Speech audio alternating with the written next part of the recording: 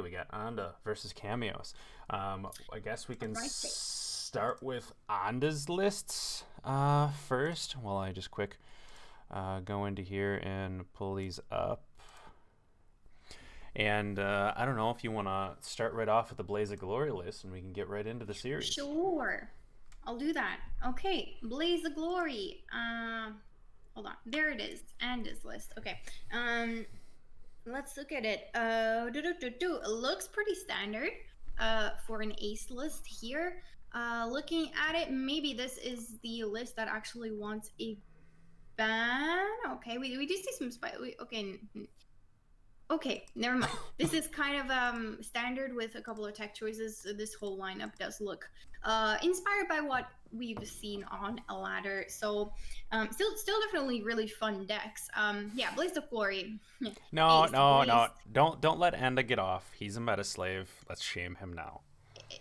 All right, well, let's do it. No, I just saw like a Yurden. I saw a little bit of these Curse of Corruptions there, and then I saw Line Pockets. I was like, wait, this maybe is the meta list after all. So yeah, we're going off of like a little bit more of a meta moment rather than the full-on spice that we saw in the previous series. All right, Ace. Let's talk about it. It's a strong card. That's why people play it. That's why it's the #1 Skellige list right now, I would say. It's just a great power play that you can pull. You have a lot of control with this list as well. Skellige sometimes can struggle in like winning round 1, which is why you have your ships. You're hoping to get those out fast. You want to set up your graveyard for your Herald. You want to have your War of Clans. It's just a really solid list with a lot of solid points. Obviously, Bloodthirst 2 is something you want to aim to get because you're playing Ace. And you want to be able to get through and get those Blood Eagles off and draw your cards. Devotion. All right, that's about it for that one. Devotion. A little devotion. Bit of it's devotion. Exclamation point at the end of that. Draw your cards, but Blood Eagle obviously helps with that. Mm-hmm. Oh, Morkvarg, you really have to draw. Can't tutor him out anymore. I guess that's something to note. Yeah, it's definitely a very sad change to Morkvarg. I don't know. Maybe the pirate tag will actually mean something someday. Hopefully, and.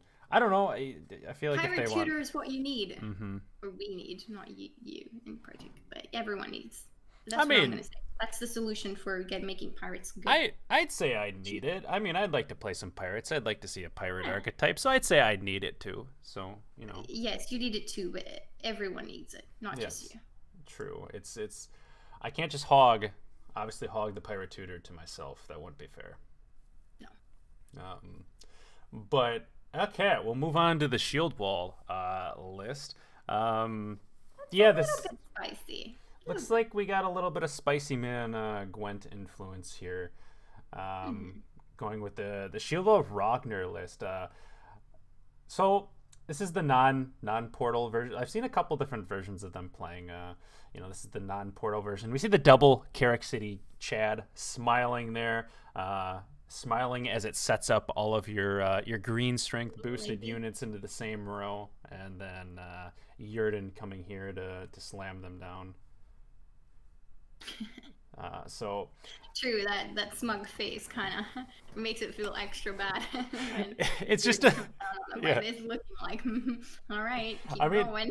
It's like the perfect face for the card too, because you're like, you know the clownery is gonna come down. Like when you see double Carrick City Guard, you're like, okay, I'm getting Ignied or I'm getting Yurden. And at one point in time, you were getting both happening to you. So. I think that happened to me once, and that was the time when I did not associate the Carrick City Guards with anything evil. So that was a bit disappointing, honestly. Yeah. I mean, we call it more like a Carrick City Clown than a Carrick City Chad, I guess, but Lady. Chad lady. It's the least you could say. Chadley? Chadley. Yeah. And it kind of sounds like that Pawn Stars guy, the Chumley or whatever. Huh. But yeah, I mean, you have all of the Witcher synergy in here with your Griffin Witcher adepts, and the idea is to transform all those Witcher students into shielded Griffin Witchers, playing for extra points on your shields as well from your leader, and just playing like a massive 30-40 point Ragnar. like Ragnar is absolutely huge in this list. I mean, Geralt Quen and Donimir are also providing extra shields too. Um, so yeah, I mean, it's just a good value card, especially getting final say. It's definitely quite scary, and you often have to try and get rid of some of those shields, or at least break up the package a bit. Yep. That is that. And let's move on to the Araka Swarm. Now, this list doesn't run a Yurden, which you can see. Instead, it is there in the Shieldwall list, so we don't need it for the AQ, which means you can run a couple of different cards. You can fit in your Curse of Corruption here. You can fit in your Parasite. You have a little bit more of those useful golds. Curse of Corruption can be really useful in certain matchups. Both that and Heatwave and Parasite and Toragary. So, like, a solid amount of control for a very point slammy list. Yeah, the strategy with the Araka Swarm list is swarm your board cheaply in round 1, win it, hopefully, maybe bleed, maybe even go for a long round. I think you a lot of the time want to bleed and then have like a really explosive short round. Like if you can save those leader charges, you have like a solid yen. Either you can play it early when you're bleeding, or you can take it to round 3, short round 3, and still like swarm the board really nicely. So this deck is very flexible, both in a long round and has some strong points for short rounds. I guess what you want to avoid is just spending too many provisions round 1. I think if you do that, the kind of strategy falls apart a little bit. But other than that, it's just solid. It's points. It's a good list, and it is swarmy, so that's fun for monsters, I think. Yeah, it's nice seeing Swarm be able to be playable after seeing Green Knight struggle every single season and getting baited for so long. It's actually kind of nice, and I think for the sanity of my dear friend there, nice to see that it's not a bait anymore, right? And I guess we'll move on to line pockets. Finally, probably the ban targets. Well, I don't know if we should go too in depth into it.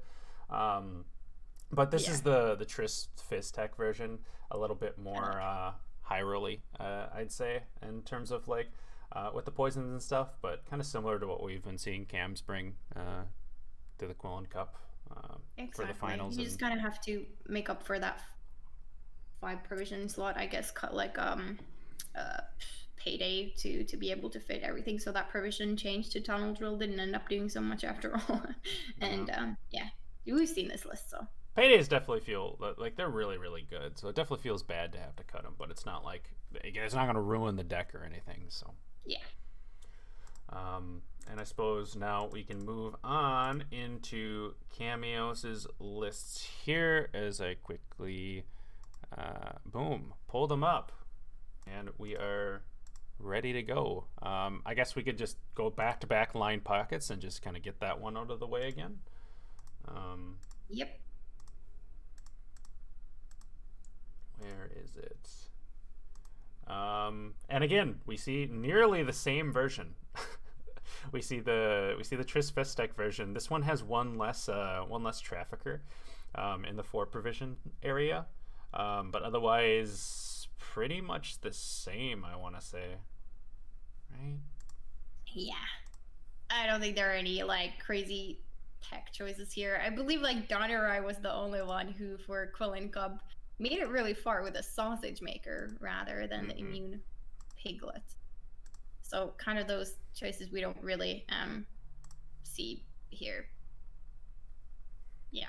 Yeah, I mean we can just head on into the double cross if you want to start that one off.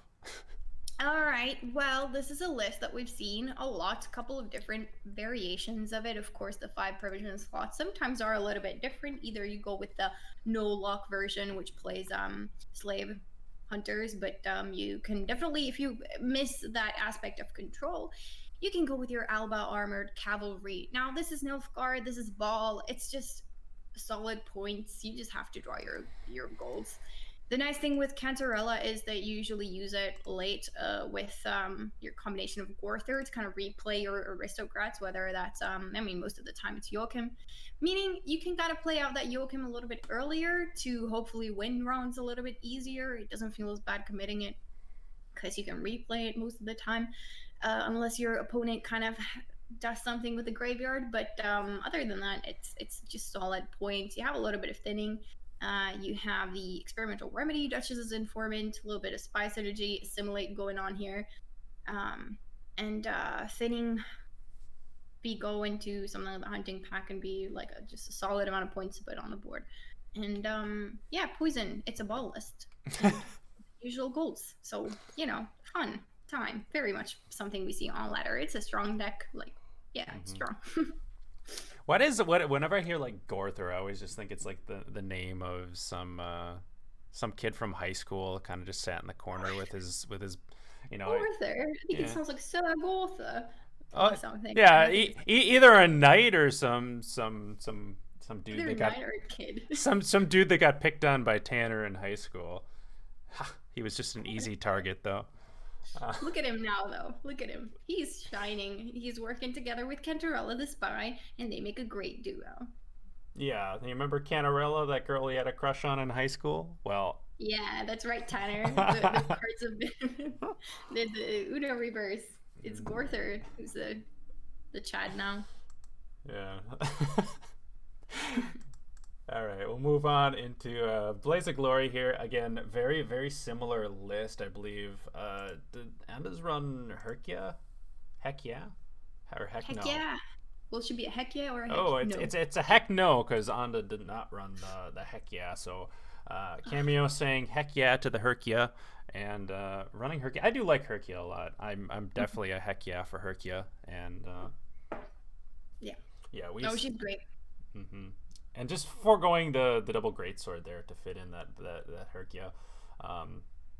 It's like the main differences here. I mean, both run the Morkvarg. So I don't know, pretty similar lists overall. Yep. I don't know if there's much to add to that. Obviously, you set up your graveyard. Both of these players play the on-crate longships. Yep. And I guess we can just take a look at the Carapace list. Again, Monsters is a nice faction in that it feels like it has a lot of viable lists. So this one runs a Kelly version rather than the Swarm that goes wide. Kelly, obviously, not really liking those Swarm lists as much because she doesn't find as much value when playing against those. But again, you have like the Siri Dash Defender, a lot of engines that you can veil to just get solid amount of points, and obviously Keltullus looking to nom some cards every now and then from your opponent's side of the board. Also just playing for a really good value. You can go short round with your Osral, Eggkern. Just this list really has a lot of points, which is nice. Just draw your cards, really, I think, with this list. That's important. I mean, I can't wait till this deck just disappears. Let's just delete Siri from the game. Yeah, I know you're not a fan. I can. It's weird, right? Because like at the start of Homecoming, I was probably the biggest fan of Siri Dash back when it was even worse. Like it was the same card, right? But Eridan's ability with immuning a card. Now that one was probably a bit worse, and I love that deck, but I hate this. I don't know, just because maybe I was the only one playing it. That's why I felt like. Oh, I'm unique. It was okay. All right. I don't know. It's not cool anymore. I see. Yeah, definitely a bit of a hipster here, but I don't know. It's been around for so long now that I, and just doing the same thing with its abuse that I don't know. It's not the most fun deck to see anymore. I would just like to see more different things, I guess, in the tournament, because it's been brought to tournaments so much. And I mean, I like that we're getting more variation on the ladder with like Arrakis Swarm, and then people experimenting with like Hunger and Succubi right now. But I mean, the reason for why Kelly is so effective in a tournament is that it is very flexible, like both on red and blue coin, of course. So it's like a pretty good option to just have, as it's like works kind of all around. So in a tournament setting, it's definitely been really popular. Sometimes it falls off a little bit, but sometimes it's always resurrected from somewhere, it feels like. Especially like after what was it? I believe it was Magpie that kind of made Keltullus really popular. And after that, it's kind of like stuck around for a very long time. And it's proven to be effective, I think, in tournaments. So like before, like the what we know now is the Keltullus lists. There was quite a few people like randomly kind of playing Keltullus, and it was more of just like this super clowny kind of card because it wasn't abused to like its full potential. I think it was like the change, you know, obviously when Carapace got like the veils and stuff is where it started to become more of a viable thing. Because I know Red Ram had experimented a lot in the past too with a lot of like really. It was that, what was that one list? It was back with the old Death Wish leader, right? Like there was that kind of pile with Keltullus in it. Oh, right. Yeah. Yeah, no, that definitely sounds sounds a bit familiar, right? The unseen leader was in it. The real Keltullus deck? Are you talking about your Carapaccio degeneracy, Paya? Yeah. But yeah, bans are in. We have both monsters being gone. So monsters erased. We don't have to talk about Kelly any further. Goodbye. Thank you. Wham bam. Thank you, ma'am. I see the monsters kind of clashed a little bit too much here. Not allowed to go through. It's gonna be interesting. We're gonna see both Nilfgaard and line pockets from both of these players. Yeah. Yeah, this lineup has a potential of a lot of mirrors with just a couple of different tech choices, right? No Nilfgaard obviously for Anda. He's bringing the Witcher list, and that being kind of the main difference. Witchers and Nilfgaard.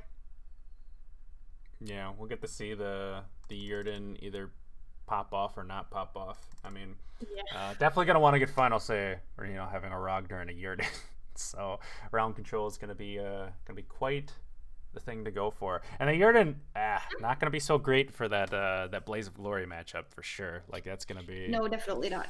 But if you do Q against Blaze of Glory and you have like blue coin, you're probably gonna be happy just having round control. Like the nice thing about Witchers is just how good it is on blue coin. It doesn't really have any terrible matchups. It just wants blue coin.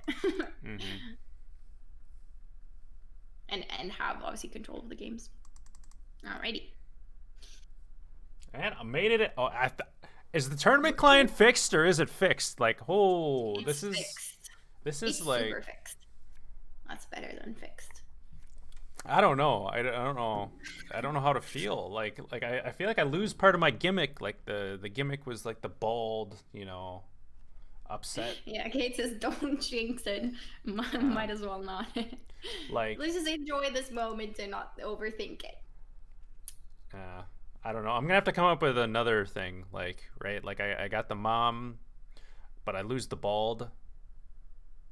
I'm sure there are plenty of ways of. You need extra gimmicks to keep people entertained, right? Like what's the next thing? I'm sure they'll grandmother jokes. Figure it. Oh no, don't go there. Evolve. It's time to evolve, chat. I would call that a downgrade. You're calling your grandma a downgrade? Oh, poor Grandmealy. No, it's just sacred territory that you don't go there. Oh, yeah, I'd call her some sacred territory. Garden of Eden. Let's talk about the game, shall we? We have Scanlink going on blue coin here. Nilfgaard going on red. Let's see what's gonna happen here. Can't Anda manage to wither. I mean, Kamios has a couple of options here. The nice thing you want to draw with Nilfgaard is that poison completion in round one. So I think it's really nice for Kamios to kind of have it here. You have the Fang, you have the Cupbearer. Both really nice things. And down comes a lock, getting rid of that great sword. All right, stopping it from growing. Yeah, and we have Rainy Fleet coming right down, realizing that could possibly get into a little bit of trouble. Joachim in these Gorther. I mean, Joachim's more of the Tanner nowadays, right? Like you just slamming them all over the place, giving you some round one presence. So. No, it really, like, the Kentarella interaction is just so good.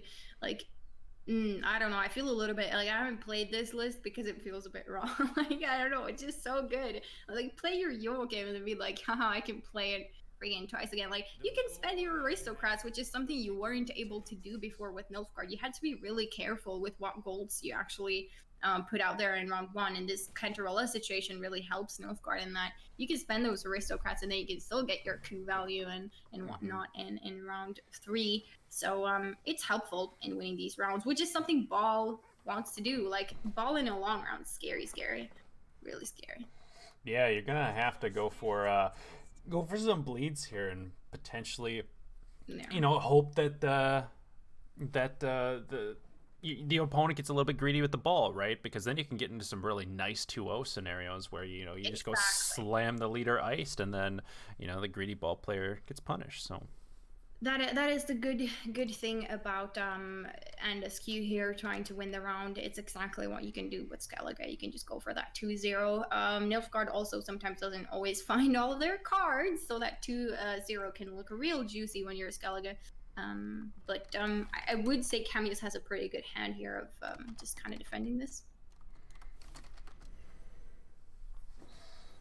And yeah, the Artorias isn't granted here, of course. Artorias into like a poison wouldn't be so bad. That TA is obviously still unused, but the ship will do. And Joachim again, just chilling, waiting for his time to shine. Yeah, but Morkberg also waiting for his time to shine. As he shines normally, right? He's a pretty golden card, so he's always shining. He's always fresh, but just waiting for that Joachim to come down to slap that green strength right down. Exactly. No, it's pretty nice that Enda did find it here in round 1. Of course, it can be useful later too. But yep, here comes the Joachim. Potentially, Kamios could have held onto it just a little bit, but not finding like a poison there from Artorias kind of means that Fang is super useless here in this round. So I see the Joachim coming down right here.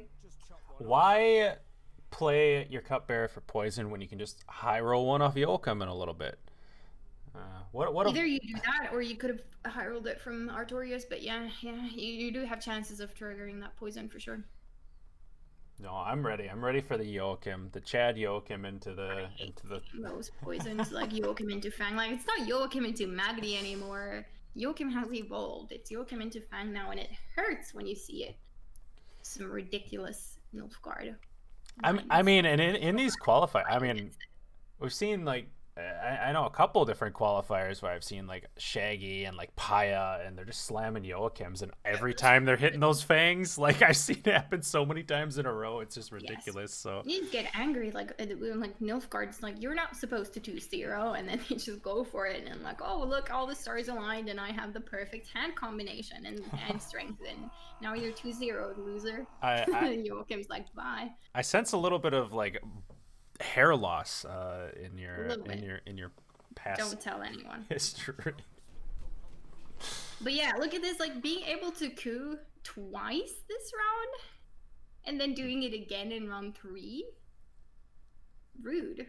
That's all I'm saying. Yeah, just a really nice hand for Kamios here to be able to go and just take the round. Like play is like the ball here, and look at this, like playing this Menno is not bad at all. Yeah, it's pretty nice that this Menno just kind of just gives you the round, not super expensively. Mm-hmm. Like the fact that Anda is stuck with this iced in hand is definitely very sad for him. And Anda had like such a good hand too. Like the Borgborg you'd think it would save him here, but no, it doesn't. And having to pass here, I mean, you don't really want to play your ace, I think. Do you? Would you play it here? It just feels too committal, but you don't want to lose on even too. I don't know. Ugh.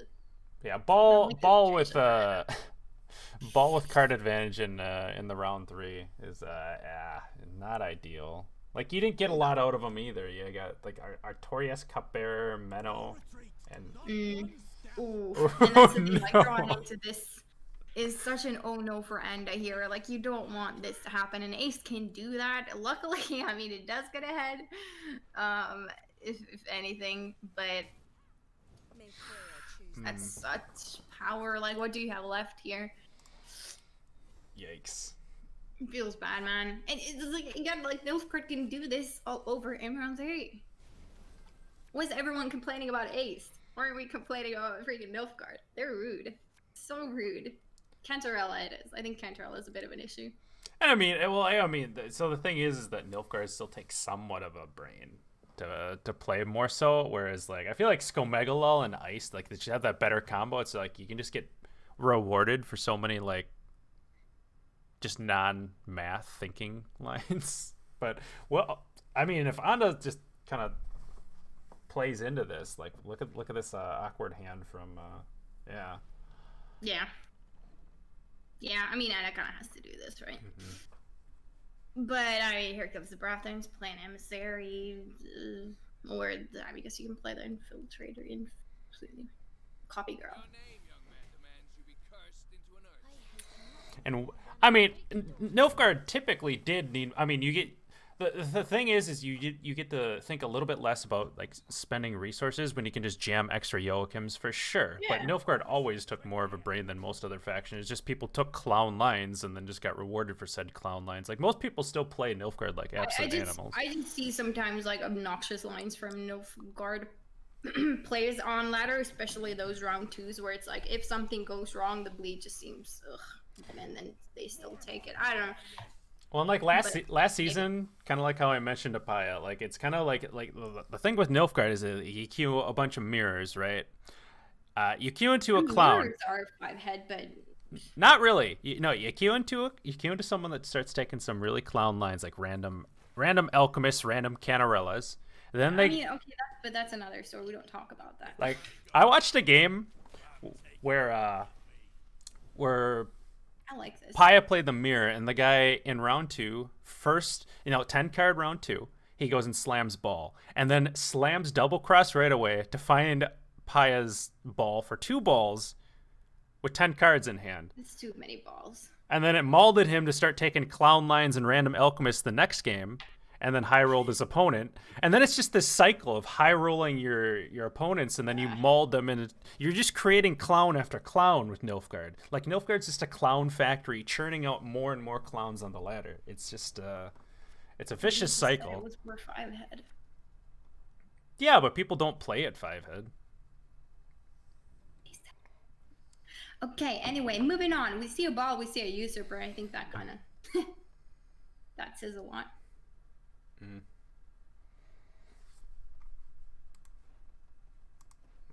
But yeah, I think it was well played by Anda. Like, what can you do in the position that he was in there in round 2? So he just went, he went onwards and hoped that the hand was awkward enough for some awkward plays from Kamios, which it did kind of result in. Also, Kamios kind of has to.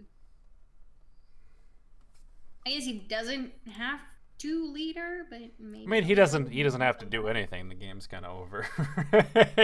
You're right. Yeah, I don't know. When you find usurper ball and Roderick, you have everything here. You're up a leader. You fully proc your ball. It's like, okay, well. Who needs to play Joachim again in round 3? You don't even need to do that. But yeah, I don't know. The hand just went really well for Kamios. So like he was able to. He had just like the perfect round 1 hand there, being able to play so deep and still holding on to that ball while Anda was kind of forced to trade his ace there. It was just kind of doomed there. I still like Anda's strategy was totally like what you're supposed to do here, but unfortunately it just didn't end up working out the way you hope. But Nilfgaard. Yep. I've been having a lot of fun. I'm gonna try to convert people to playing Emir Spies. It's really fun and it's not bad. Like, I'm serious, like it's not bad. I'm not laughing at you. Good. It's a ball deck, so it has to be good, right? I've been enjoying Emir a lot. It sounds kind of gross, but I have. It's been really fun. Been playing a little bit different from like the standard Cantarell. And you might have like a the buffed slave infantry tech in there, and it's really fun to kind of slave infantry those Cantarellas. It's fun. Unless it's not convinced, but.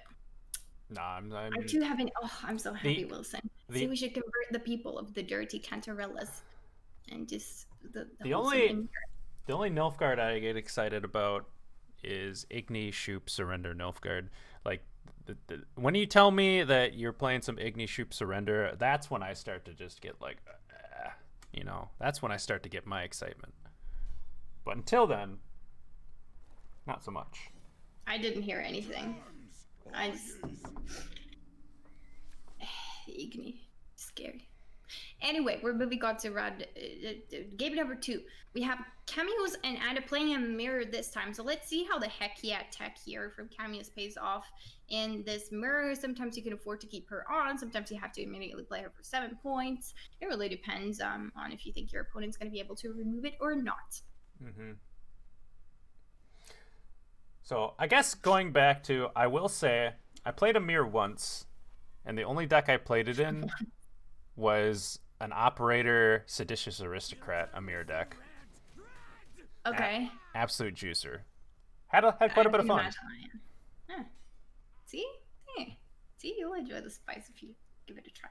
Anyway, Morkvar comes down here, which is nice. Obviously, this kind of enables, end up spending this round. You kind of want to do that. You get your value, you drew your Morkvar, it's all nice, and you have a shot at winning round 1. I think a lot of this mirror actually comes down to winning that round 1 and having a last say. It can be really close, even if you definitely have a chance, even if you missed out on that round 1 as Skellige, but you're happy if you can take the round. Obviously, revealing that Morkvar maybe lets Kamios later go for like a big mentor from his not Gorther, but the location here in Kadu. We'll see.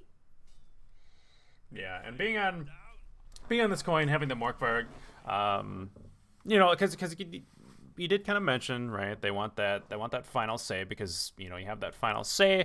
You're more often to get more value out of your leader, getting that full value out of that damage. Oof.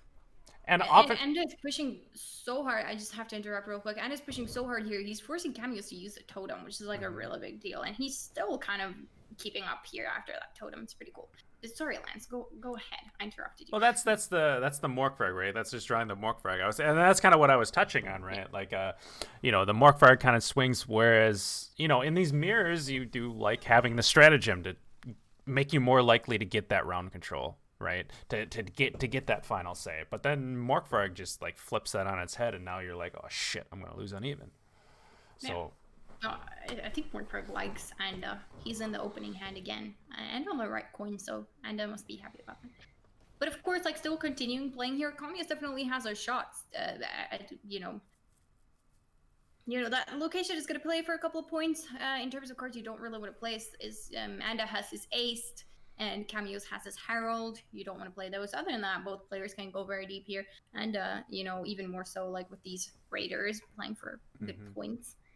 Yeah, I mean, Anda has a bit more bronzes, which is quite nice for playing deeper. Also has the fleet assembled on his side of the board. So that's doing 2 points of damage every time Kamios plays a card. So each of these cards are playing for 2 point less. I mean, playing 3 point invaders, not so great.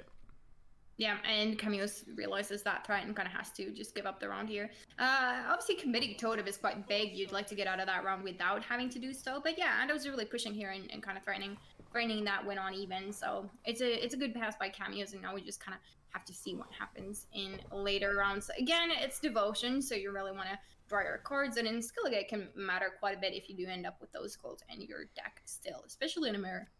And trading Mork for Totem is absolutely amazing for Anda. Like, Totem is just such a good card in mirror, so I guess Anda doesn't run it, so it's I guess runs the Hjalmar instead. Yeah.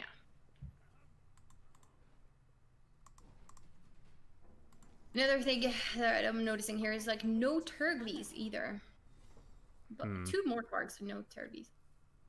Sag. Turgvy is like my favorite Skellige card, I think, at this point. Situational, of course, but it's a really nice card, definitely. Your mom's situational. Especially when it falls off the meta. I mean, when people have purifies and stuff like that, it wasn't working that well because Turgvy became so popular, people started running purifies everywhere. Obviously now it can get some secret value in, which is quite nice. It was also like Skellige Mirrors is where it was doing a lot of work, where like Skellige was way, really, really common. Imagine like Turgvying a Yura. That'd be really fun, wouldn't it? I guess you can't really do that. It needs a turn to activate. But you have great swords now and stuff like that. Bear Oh, witchers. it's definitely getting a ton of value in mirrors. Yeah. All right, and we are in round 3. Let's see. Hand states. Kamios can tutor out stuff, but yeah, you have a couple cards here. You're missing out on your Shieldwall. You can tutor out your ace though, but I mean, first you have to enable your Blood Eagle for that, and then you still have to keep Bloodthirst for your ace. So that's something that he needs to kind of keep track of. And looking at Anda, he's missed out on his Hearn to do, which is definitely big.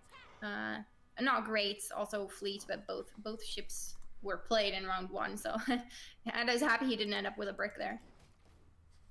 Yeah, I mean, how? Holy man, Kamios, dude, you're supposed to have the golds in your hand in round 3. I'm not sure if he was aware of that one. Yeah, it's kind of what can go wrong with Skelligan. The fact that Kamios also lost this round, it's a bit of a difficult situation. Mm-hmm. I like this Herky coming down. Like, if the Squirtle comes down on the Herky, like, yeah, sure, it isn't really nice, but then maybe your Herald is safe, though. I don't know. Now you definitely have to trigger your Herky, because she's not going to stick around for very long. Looks like a... Huh. Yeah.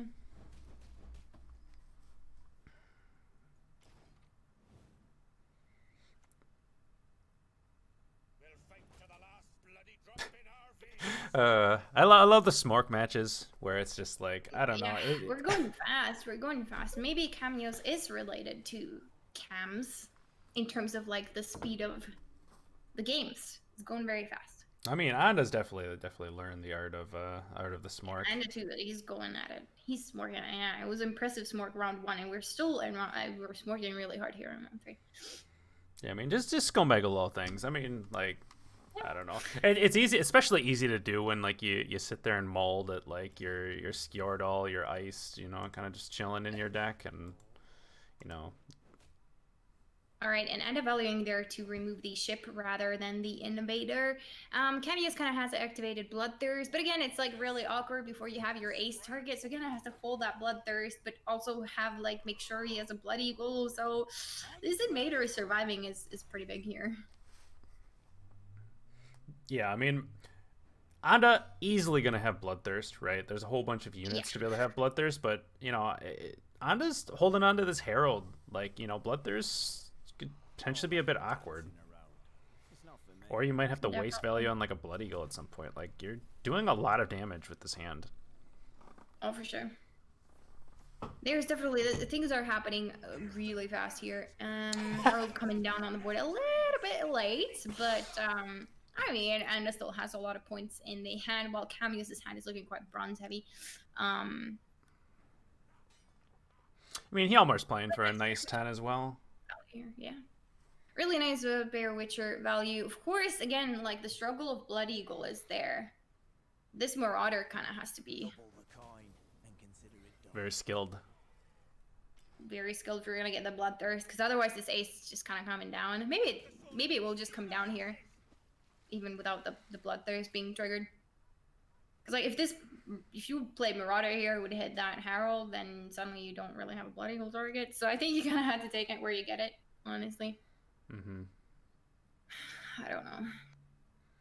I mean, that Raider getting Zeal is also pretty big. Maybe you don't want to take it just yet and just play like Invader first and chill for a little bit. I think you kind of need to try and go for like the high rolly line at this point. Try and get that Bloodthirst off of this Marauder. And... Yep. Ooh. Did it. All right, he did it. I was scared for that Herald, looking at the pinging him down to 1. Like, it hurts if you don't get it.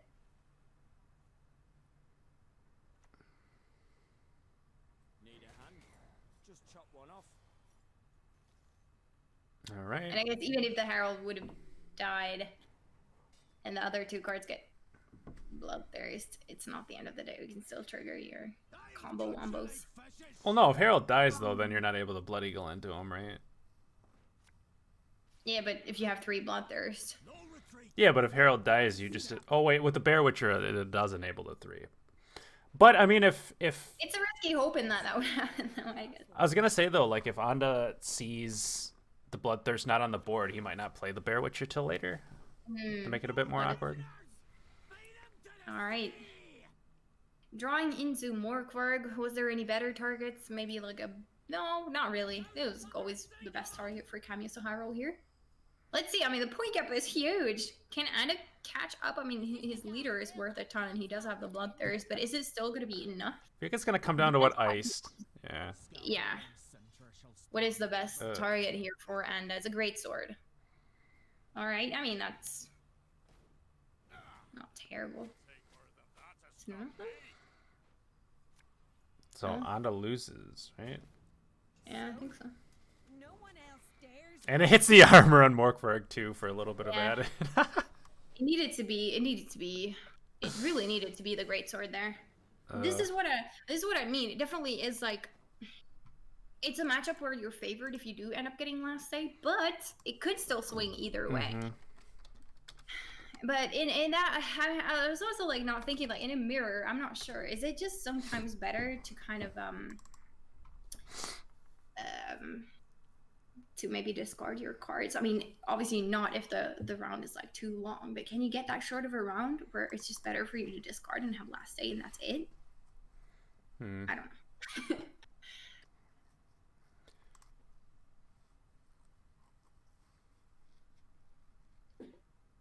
Alrighty.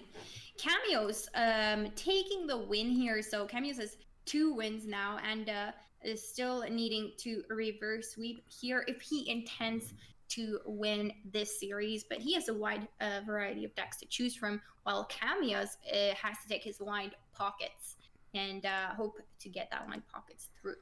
Yeah, I mean, reverse sweeping line pockets is definitely going to be would be something to see for sure. It would be something to see. We're going for Skellige against line pockets. Is it? And I'm not sure about this coin because I think you would prefer to go on red coin in this matchup. But if you can get out of here without losing the round, I think you're happy. I was definitely gonna say with especially with line pockets getting the extra red coin, like he gets 2 red coins for this potential reverse sweep. So like that's gotta be super hard to do when they get 2 red coins. Like you have to just. I don't think it could be like Shieldwall that you have to take here on blue coin when you're Anda. I don't know. I guess you have to get the Skellige through then at some point. So yeah, maybe this is just a cue that you have to take. Good thing for Anda here, I guess. Him having to go into this justice like this and missing out on the other safecracker, absolutely huge. Small safecracker to begin with. Like that's not what you want to see from justice in that round 1. Like I don't know. This is yeah, this is good for Anda. Very good. Nice. There we go. Safecracker is out. Now, Kamios is definitely in a little bit of an awkward spot because, yeah, I think, like, Skellige having the control definitely favored. You have so much, like, just the power move that you can pull with Ace is really good in this particular matchup. So Morkvarg's also disgusting on the cleaver, like. Oh, yeah. But, yeah, I don't know. I don't. I'm happy seeing this, like, whew. No safecrackers. Like, what does Kamios even do here? Like, and he's such a gold heavy hand. Not to mention, like. I don't know. Yeah, it's a bit awkward. Definitely awkward.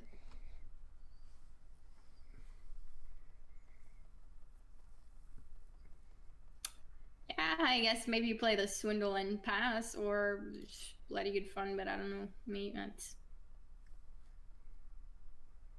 Yeah, just like you said, other than that, really these cards you don't want to play. Yeah, I mean, half this hand's unplayable, so, like... Yeah. That's looking like it's a swindle and a pass. Yeah, and sad not able to thin out the boat either. Like, that's Yeah. this is probably one of the more sad Syndicate hands I've ever seen. Yeah, I remember when I like playing Line Pockets at the end of last season. I was like, all right, fine, I'll play this version. I was like, really, I was just playing Congregate and stuff like that. I don't know, I just wasn't having it with like the meta version. Then I finally played it because I was trying to stay in top 500, and I cursed it because I had like 3 games in a row where I missed out on Safecrackers in round 1. And I was like, how is this possible? So Oh, we see the Philippa's a bit weird. I kind of agree. Like, there is the TA is still there. You're not like, what? Isn't it just better to kind of say you defend the bleed at this point? Because you're spending provisions. I'm not sure you can afford to do that. You can't play deep anyway. Yeah, like, I don't know, where do you go from here? You have like no coin carryover. The TA is still on the board. Like, your Cleaver's not getting intimidated. Jock is unplayable. Gord is unplayable. Yeah, and yeah, this Philippa is a super valuable resource that you might want to think about just saving for later, because you can't go anywhere from here, just like Lance already established. Yeah. Like, you're forced to take the pass, so that Philippa probably wasn't even worth it. Yeah, kind of just lost coin carryover in Philippa there for a bronze. I mean, I guess you traded for raiding fleet, but yeah, I mean, at least with Philippa on the greatsword, then like, I mean, there's the argument that hey, it gets rid of a Hjalmar target out of the graveyard, I guess. Yeah. But it's still not great.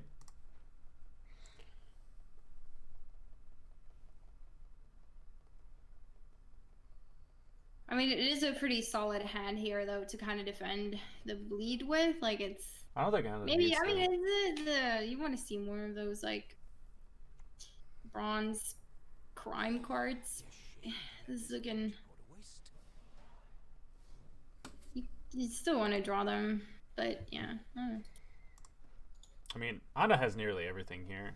Yeah, I think Anna's really happy here, just going into that long run, being able to control enough stuff. So is he able to find the Kaduk this game? The Kaduk. Kaduk. Let's see if he can find that. Because he can always tutor the Herald, right? But the Kaduk, not so much. Mm-hmm. And he misses it. Not a Kaduk. Unfortunate. So yeah, Mrs. Kaduk has some good targets for iced for his draw, at least. Mm-hmm. Like, all of these can be played for Yeah. good value. So Women, children, elders. And another thing that's really nice is just like knowing that Philippa's out. Like, it's another thing you don't really have to worry about. Also, we can kind of see by this safe cracker that there's not a lot of crimes. Like, Kamios has a little bit of a, obviously the fist sticks are going to help with getting points in Triss, but other than that, there's not that much point generation. yeah, these are like the saddest safe crackers I've ever seen. Yeah.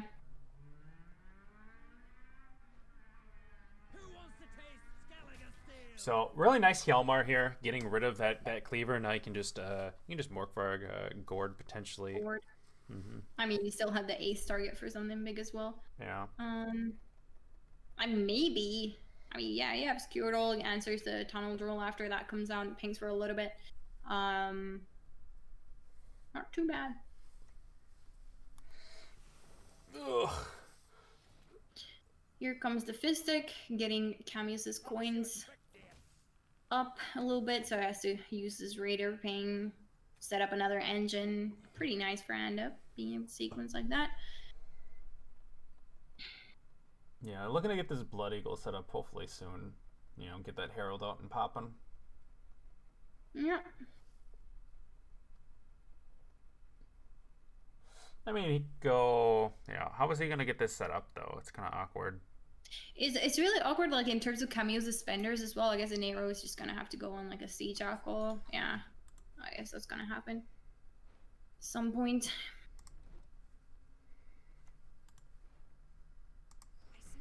Okay, because Triss is going to come out. You go to 9 coins here. Rolling the fist stick, very nice. Get the boat out, finally. Yeah, and No spender on board, so you over profit a little bit, I guess, but... Anna removing more and more Crown Splitters. I guess once Furco comes down, you're just going to get that free Blood Eagle. So... Yeah. It's nice playing your specials here, not giving the tunnel drill like too much value just yet. Mm-hmm. Well, and also, again, efficiently moving off clown splitters, as I like to call them, is pretty nice. Yeah. Okay, so just taking the value on the drill while you can get it. Yeah.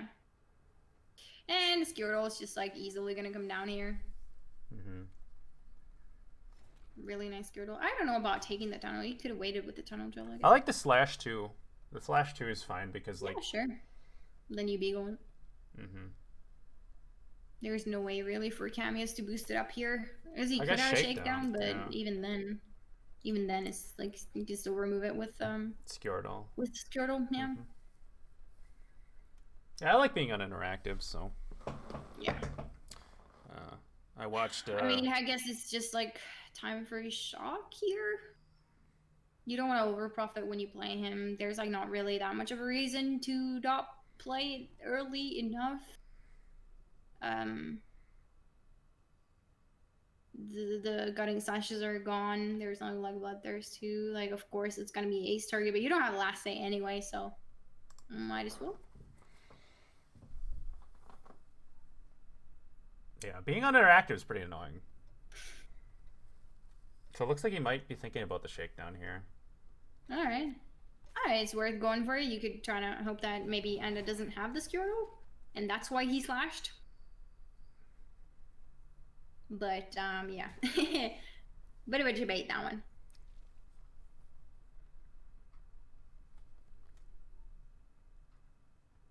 Yeah, I mean it's hard to see Kamios having the points here on the ice. Like No. it's just like you have to go for the Sea Jackal from your Nero, the Heat Waves, like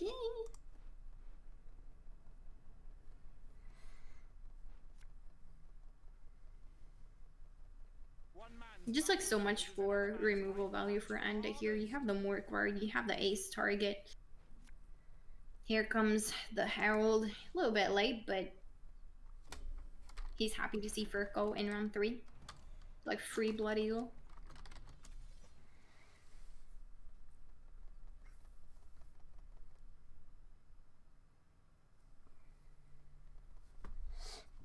yeah, and I mean Heatwave. I mean, so Anda's so it's hard, right? Like iced. I guess, I mean, is he going to get Bloodthirst here? I mean, I guess Bear Witcher sets up one, Morkvark sets up one, then your Ice Final Saying, and just, I guess you're just hoping you don't hit the Berserker. Mm-hmm. Yep. Yeah. Yeah, there is the Yeet. Well, I guess with Heatwave coming down now, you could potentially go a little bit earlier of an Ice. Well, I guess you're not getting Bloodthirst anyway, so I don't know why I keep saying this. Just fine doing it whenever. You can wait with it too. There's like not really any reason not to wait. Or like, yeah. So I don't like I these think games. I whenever- sit here trying to think of like things to talk about at the end of this game, but really, in reality, Yeah. it doesn't matter. No, that's the thing. Like just whatever Enda does here, he probably still manages to do it just fine. Oh my god, very That skilled. filled Bloodthirst. That is something that Kamios potentially could have kept in mind and just have like that one boost on it. Because other than that, Herald Oh, really it would have doesn't- to hit like the boat to get Bloodthirst. Oh, okay, so he needs Bloodthirst. Oh, it didn't count? Yeah, he needs Bloodthirst on deploy. Alright. So his resolves first. Okay. Oh, if he plays Ice to the right, then it works. Okay, that's an interesting interaction. Right. Okay. Yeah. Okay. But yeah, I mean, just a calculated yeah. BM there.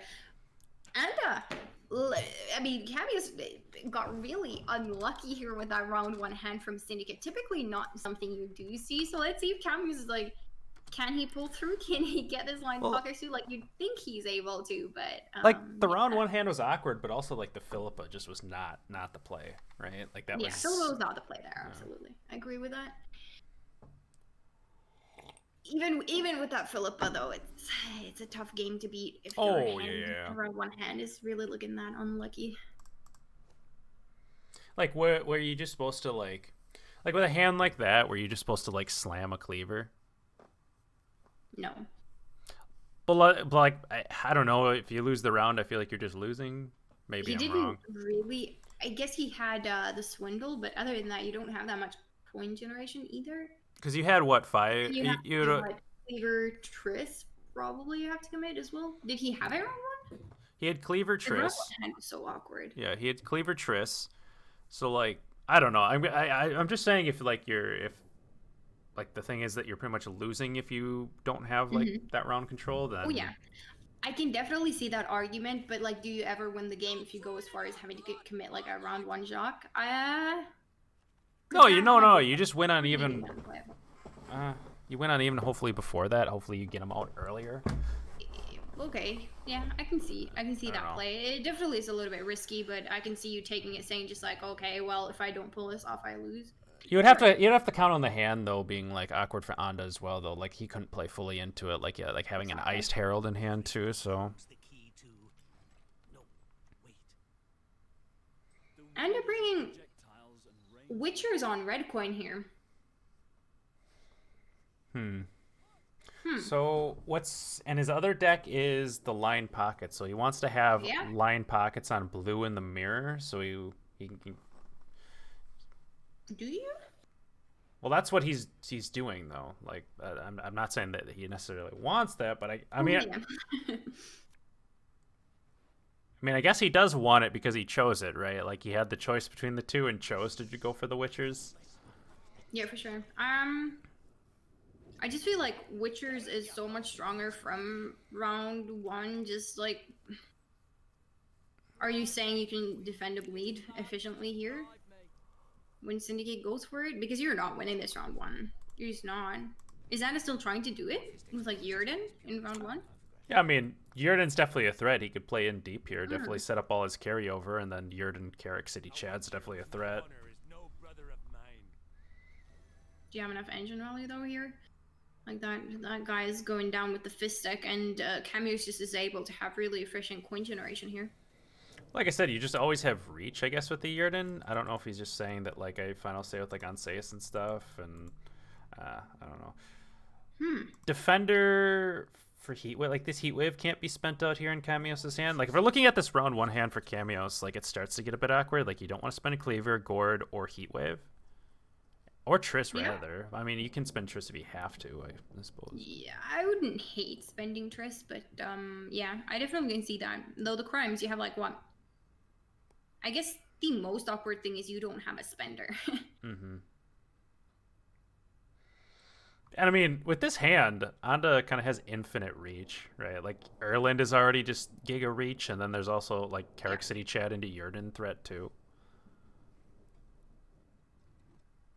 Yeah, like AA is a lot of points here. Like even just AA in here is already enough. Like Kamios lacking a spender is super awkward. Just like Lance mentioned, you don't really want to play that Cleaver out.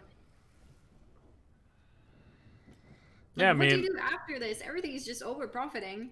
Yeah, like Yikes. he can flip this all you want. It's not giving you like it's not like forcing him out if he wants. Like he can still just play if he wants. Yeah. Like just infinite reach. Yeah.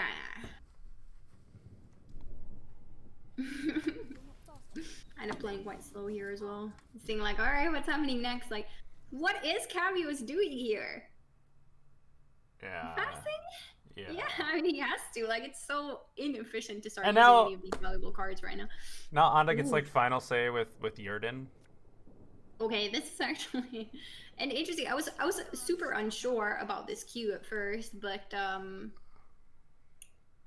hand. I mean, it would be a little bit different though if Kamios would have access to say like a Sea Jackal.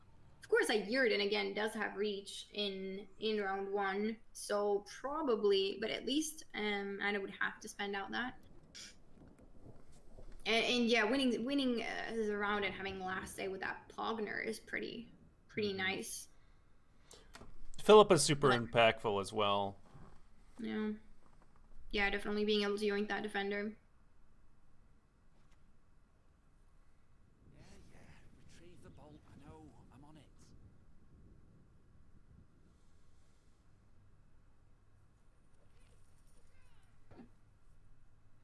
You do not deserve to Okay,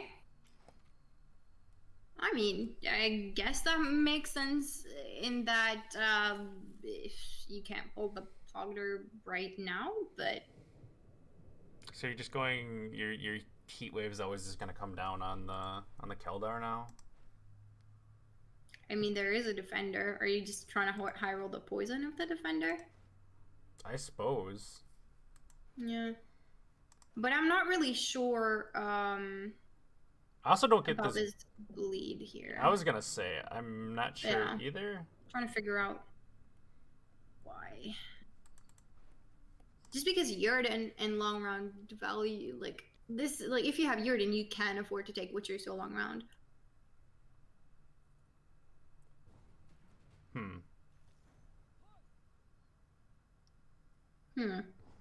Now you lose your last save. Yeah. With the Pogner being able to get heat waved. If Kamios is able to get through that defender, which he can if he high rolls poison here. Tunnel drill even. Get like somehow ping a shield. I guess you can't really do that.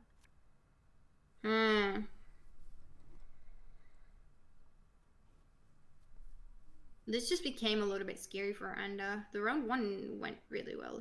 Oh yeah. Huh. Maybe there's still a way here. I mean, it's a little bit awkward also for Anda not drawing everything. Like maybe you just skip the Pogner and say it gets heat waved. I don't know, like missing out on Donimir and Rogner and your walk for Tunnel Drill potentially. I guess you do have the Ensayas. Can't answer that, but the defender seems quite valuable in this matchup.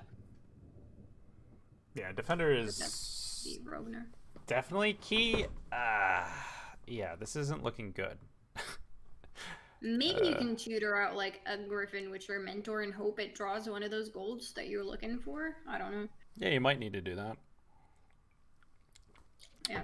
Okay, what is... Well, I mean, what is selection doing right here? Grabbing. Selection's grabbing. Yeah, sad Ragnor's not a Witcher. Ragnor's not a Witcher. Yeah. Yeah. And you also kind of have to play out this, I guess, target practice first. If you're going for this Griffin Witcher mentor, you don't want to brick.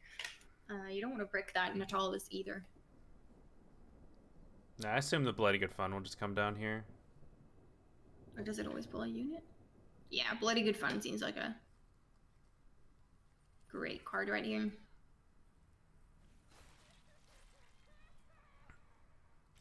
Okay, never mind. Griffin Witcher Mentor only draws a unit, so you can't really brick that Natalis, which is nice.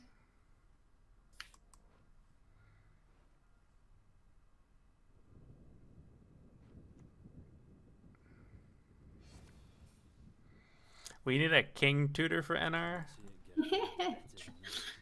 AA doesn't count. No, just king in general, but king's not even a tag.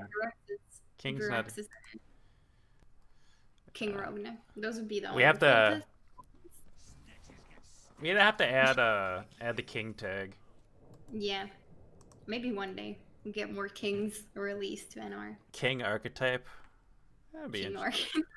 That would be great. I don't know. I'm waiting for Hensel. Like a royal tag. You Right. royal cards and Meve and Prince and Sayus. That'd be kind of fun. What would like the royal archetype ideally do though? Have just be a tutor. Yeah, just no synergy. Like it's just a random tag with tutor for NR. It's just a tag with no purpose other than just to have a tutor. Like that's the only reason the tag exists, and that's the only synergy. Yeah, pretty much. All right, let's see what's happening here. Eda playing out his Ansayus. Okay, the Tunnel Drill seems to be coming out potentially. I mean, not yet. It can wait just because it's gonna take some time for Eda to actually. I mean, I guess you can't even get through. Remove that pocket for your Tunnel Drill. Yep, here comes the Mentor. The Mentor is definitely looking for one of these gold cards, either Rogner or Defender. We'll see when that hits the board. Also, the sequencing here with the Eldar becomes a little bit annoying. I mean, we could have just put AA back, right, to increase our chances. The Artificer's still like okay value, giving a shield if you're still going for Rogner. Yeah, that's right. Because now you might draw that Artificer again, right?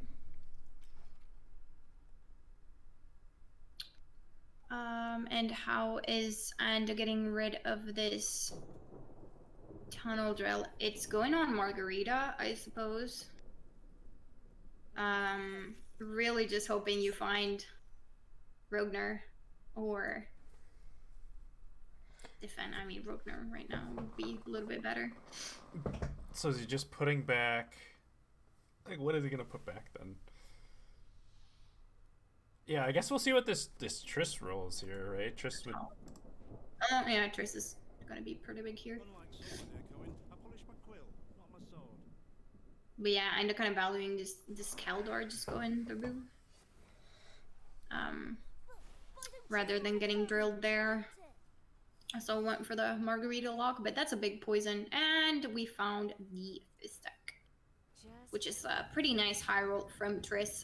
Northern Realms also probably diluting some of those Triss pulls there with the target practices. To slay dragons Still finding is Fistek. our knightly duty. Alright, and yep, that's not a Pogner. Not even sure if Pogner would be enough here without last say as it just gets heat waved. Right. Yeah. The nice thing for Kamios is he can kind of also not give that Yurden too much value. You can kind of bounce it here between the Sea Jackal and the Shock What's going on about this mark, fella? and the Gourd, I guess, going on one of those rows. Yeah. This Yurden, but no last say is a little bit painful.